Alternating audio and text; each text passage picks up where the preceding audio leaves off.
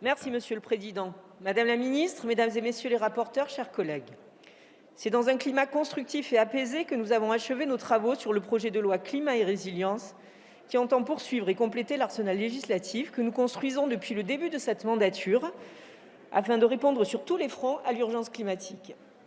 Le mouvement démocrate et apparenté tient à saluer l'engagement de l'ensemble des députés qui, tout au long de l'examen de ce texte, ont cherché à étoffer l'éventail d'outils à la disposition de notre pays pour lutter contre le changement climatique, tout en gardant le cap d'une plus grande justice sociale.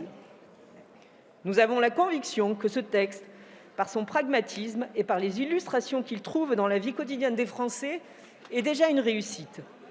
Malgré l'entrée en vigueur de la loi d'orientation des mobilités, des Galim, de la loi économie circulaire, les Français nous ont demandé d'aller plus loin. De ce point de vue, la Convention citoyenne pour le climat a permis de manière inédite de recueillir leurs paroles et les conclusions de leurs travaux ont été une contribution inestimable au débat passionné que nous avons eu. Sur le fond du texte, la position du groupe démocrate reste inchangée.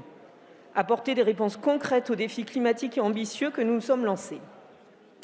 Sans reprendre en détail l'ensemble des avancées, je rappellerai ici ce que l'action de notre groupe a permis d'inscrire dans le texte.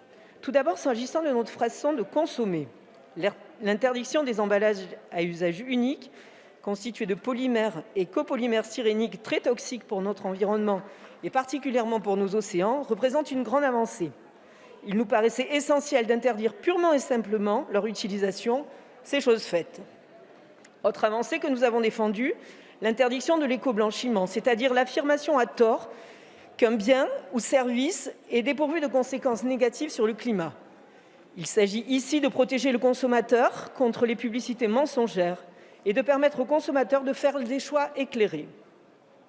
Profondément décentralisateur, il nous paraissait essentiel de donner toute sa part aux collectivités territoriales et ainsi d'inscrire les objectifs de stratégie bas carbone à l'échelle locale, tels que celui de la programmation pluriannuelle de l'énergie. Nous sommes trop centralisés pour être véritablement au service du développement des énergies renouvelables dans et pour les territoires. Nous sommes également heureux que nos discussions animées aient abouti à une meilleure définition de l'artificialisation des sols, qui tient compte désormais de l'atteinte à ses fonctions écologiques. Nous nous félicitons d'avoir convaincu nos collègues de l'importance de reconnaître une plus grande capacité aux collectivités territoriales pour la planification du développement de l'implantation des entrepôts logistiques à vocation commerciale, sujet que nous avons pu faire avancer grâce à un dialogue permanent et constructif avec le gouvernement et le rapporteur spécial.